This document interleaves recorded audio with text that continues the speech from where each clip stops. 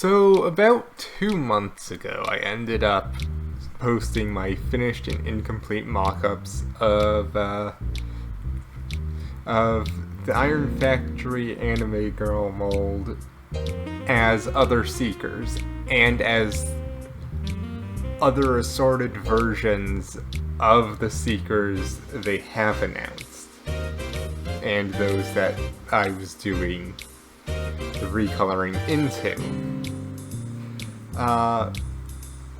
And I would like to clarify that I say mock-ups, as I have literally used the concept art sketch promotional thing that they had done for the Starscream as the main basis, and other images as bases for other things.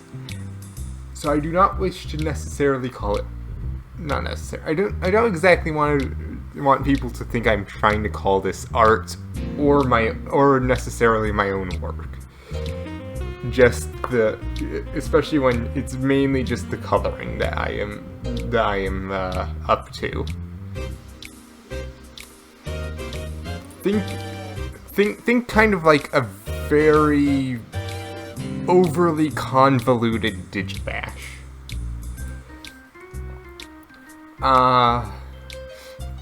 And I only really wanted to do this just to visualize it. It's mainly just to satisfy my own curiosity.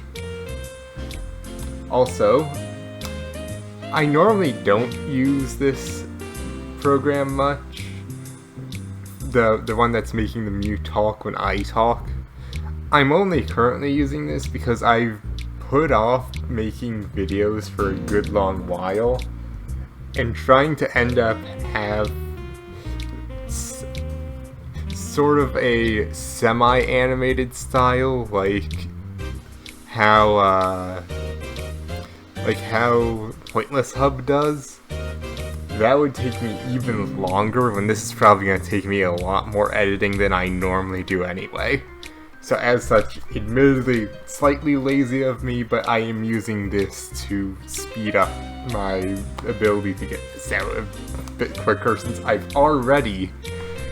How long did I put this off accidentally? I had asked about if I should do this video where I kind of do this audio walkthrough with the presentation of a month ago, so you can see why I'm like, I probably should just worry about getting this out at this point. I really need to get into better practice of not just leaving things hanging for 10 years.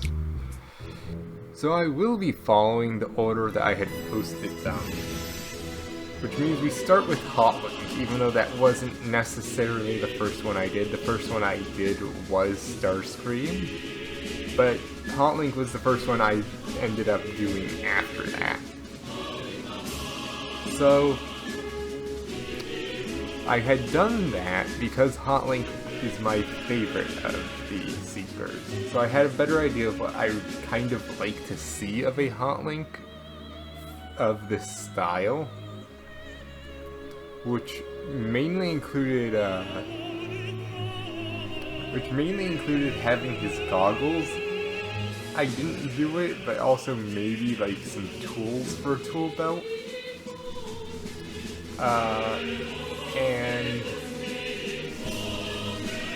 I did end up using Robin from Fire Emblem's hair, kind of for the sake of the mock-up, to actually give a completed form, especially since I know literally nothing about hairstyles, so I am not going to be able to actually come up with something good just randomly. Next up would be Starscream, which admittedly is rather straightforward. You have the one based directly on the Generation 1 colors as you had, which ended up being the main base all of them had come from. You have him as a ghost, where I basically just set everything to a level of transparency. You have Shattered Glass, you have the 07 film, you have Revenge of the Fallen, of which I have two other alternate designs. I have one that ended up... So, in Revenge of the Fallen, Starscream has his Cybertronian tattoos that he has, so I had ended up applying that to the skin as well. And I had also ended up paying tribute with those concept designs of how he got them, because if I recall, in the Bayverse, he got those tattoos by scratching them into his own body, so they are more like scars than just even tattoos. However, the first one that I showed, this one that's going back up, I went with this one specifically because, as is, I kind of view them more like costume changes, and that the other two are a bit harder to get away with it just being a costume change. But then from there we have the Action Master toy, the animated one, Generation 2, the Pretender toy, and Prime versions. Next up, Thundercracker, whose hair and ears are based on the render shown at 2023, the 2023, I believe, Los Angeles TFCon. Yeah. Of which should be up on the screen for a little bit before it goes away. But we have the Generation 1 coloring based on their render itself. We have Shattered Glass, we have Action Master, we have the animated design, and then we have the coloring based on the Bay Films toy and the Prime toy. Then let's finish the original trio with Skywarp, who, similarly to Thundercracker, has hair and ears based on the Los Angeles 23 TFCon renders that we were shown. Where we have the Generation 1 color scheme, the Shattered Glass color scheme, the Bay Toy film color scheme, the animated color scheme, and the Prime Toys color scheme. Then we move to our first unfinished character, and the first Conehead adaptation. The main bulk is just made up of the same main body as the Starscream mock-up. However, I shifted down the wings, changed them some, mostly changed them in the sense of, I think I flipped the ends, and added in the vertical takeoff thrusters that Thrust has, as well as with the Conehead. I wanted to... Now, I know that some people have said about witch hats for them, but I feel like, considering they already have on armored suits, basically, wouldn't it make more sense to set the Conehead cone on top of the helmet to make it still look cohesive, instead of here's a metal suit and then randomly witch hat? But anyway, we have the Generation 1 and animated versions of Thrust here. So on to Dirge, and so I didn't feel like it made sense to have there be nothing on the back, especially when the whole wings is a backpack thing for these figures. So I did end up cutting out Thrust's vertical takeoff and landing section of the wing, and then just squeeze them together so that they would still be smaller wings. Especially considering Thrust's main wings would just get in the way on this figure, I would assume, on this style. So they end up kind of connecting. They connect where those smaller wings that were just above the knees were, but are smaller than they would be on Thrust. On Dirge's actual Cybertronian form. But we have Generation 1, we have Shattered Glass, and we have Animated. And something I forgot to mention with Thrust, when Shattered Glass and Animated, and this is technically more necessary to explain with Dirge, because he has 2 cases of it, instead of Thrust's 1. In Animated, the Coneheads don't have separate types of wings, and the actual Shattered Glass Dirge figure uses Ramjet's wings. For simplicity, I just left it as his own sets of wings. Thrust has all of Thrusts keep Thrusts, all of Ramjets keep Ramjets. But so that's an explanation if you happen to know that trivia of them as to what's going on with that. Ramjet follows suit, where I ended up modifying Dirge's lower wings to end up more so resembling Ramjets. We have the Generation 1, Generation 2, the Animated, and the Bay version. Which the Bay version, technically Thrust and Dirge have Bay versions, but they use completely different molds, which is why I didn't end up trying to forcibly make it fit this style of mold based on Generation 1 at the moment. So I just had stuck with how I would end up applying it with how I had done Bay's Starscream, since for some reason Thrust and Dirge don't get to be Starscream recolors, but Ramjet got to when it came to the Bay films. Next up, let's move on to the Welcoming Committee with Nacelle.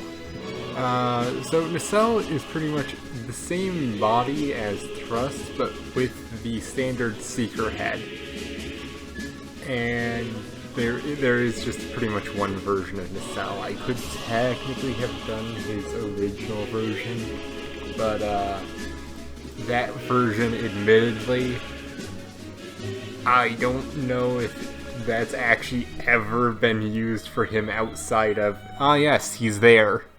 Next up, Sunstorm, who admittedly doesn't have much to be said about other than we have the Generation 1 and Animated versions. Next up, and last of the Welcoming Committee, is Bitstream. Yes, there's 4 members of the Welcoming Committee. If you are questioning why there's only 3 in this section, please refer back to who the first Seeker was in this video. But yes, we only really have a Generation 1 version of Bitstream. Next up's a little more interesting. I believe she is called Avia, and she comes from the Transformers D&D game, basically. She has no picture, just a description of her alt mode is designed to look like a member of the French Air Force aerobatics unit, which seems to imply a group called, and I'm probably going to butcher this, but the Patrouille de France. So I attempted to transfer their paint scheme to the standard Seeker body. I guess you can let me know how well I succeeded at that. The next one is also from that pretty much Transformers D&D. It is Blaze Awake, he actually has a picture, so I just had to transfer the colors over to the standard Seeker body. Next up, our first Rainmaker, Acid Storm, where pretty much just normal Seeker body, almost exclusively in bright neon green. And I actually did have hair that I gave this one. Acid Storm has Nino from Fire Emblem's hair, because, I don't know, it was one of the few things I could think of green hair that wouldn't look as stupid as it sounds, considering, you know, bright neon colored armor wouldn't stick out as much like a sore thumb to me in terms of hair. So, probably because of its rather, I think the term is desaturated nature. Acid Storm, I only did a Generation 1 based version, I should note. Next up, Nova Storm, and you will only see in this segment the Generation 1 version, because the Nova Storms of Cyberverse and Earthspark really feel like they should have just taken the opportunity to be different characters. They don't look anything like Nova Storm. They could easily have been given new names and just been new Seekers. So I'm going to they're going to show up later, but the only Nova Storm I did here was Generation 1. Next up, last of the Rainmakers, Ion Storm. Yet again, just a character with mainly a Generation 1 form. This is going to be pretty common. Next up, very quick one, very simple one, Redwing. Generation 1 main Seeker body. Next one is Blackout. Now, you may or may not know who Blackout is. Blackout was one of the unfinished prototype figures from Generation 2. So, I don't think we've still yet to see an official figure of Blackout get made. But, I would assume that wouldn't be too far away. We've got both of the unmade versions of the Ramjet mold, speaking of which, they're likely up next. Hey look! I was right! With Sandstorm, who uses the Ramjet body type I ended up putting together, and would have been released alongside Blackout, but unlike Blackout, as mentioned before, we have a official version of him. And then following Sandstorm, we have Cloudcover, who ended up using the same mold and same body type here as Sandstorm. And Cloudcover, we didn't even get a name for Cloudcover until his recent figure. But he also had a friend who didn't get beyond prototyping. That would be the still yet to be named Jungle Seeker from Starscream mold, so normal Seeker body type. But we still have not even gotten a name for this guy. Hopefully we see him soon. So next up is Blast, and Blast is interesting because he is a animation error of Thrust that just ended up getting a new name. And that is pretty much all you need to know for him. He has only shown up in Generation 1 because so far his only real existence is as an animation error that got a new life. So technically the last named Seeker on this list, we'll get to I'm gonna say 4 exceptions, because, let's see, 2 alternate versions of Nova Storm that I didn't place with Nova Storm, and then the two animated Starscream clones. Yeah, that's probably gonna be good to just say 4. is Slipstream, who I did last, partly because I ended up finding it funny. And so we have the Generation 1, the Shattered Glass, the animated, and the Prime versions of her. Next up we have the generic Seekers from Transformers Devastation, the Warrior, the Heavy Weapons, and the Elite. And I would like to clarify, with the exception of 3 that I will discuss later, all these upcoming generics were done before Slipstream as well. I should note that all the Devastation generics used the Ramjet body type. Next up is one that can be basically just considered not Dirge, because he is basically just a Dirge-colored generic from the episode Dark Awakening that uses the normal Seeker body type. Next up is one of those exceptions to the last named Seeker rule, on the technicality of they have names, but they don't really feel like names. They feel more like just a designation. They are clone number 2716057 and clone number 3370318. And they just use the normal Seeker body type, but admittedly, the fun fact about them is these are technically references to Futurama, because they are Bender and Flexo's serial numbers. 2716057 is Bender's, and 3370318 is Flexo's. Next up are the Ultimate Doom generic Seekers, which all use the standard Seeker body type. There's a blue one, a dark blue one, and a dark green one. Then we follow that up with the 5 Faces of Darkness generic Seekers, of which there's almost pure gray one based on Onslaught's colors, one based on Silverbolt's colors, of which those 3 all use the standard Seeker body type, and then there's a very brown one that looks like it could easily be mistaken for like a Junkion that uses the Ramjet body type. Then we have the Air Warrior generic, which I just used the color scheme from the Legacy Evolution figure for. This is followed by the massive amount of the More Than Meets the Eye generic Seekers, of which there is a lot of variations of blue. There's a purplish blue with black legs, there's a purple one, there's a light blue one, there's a kind of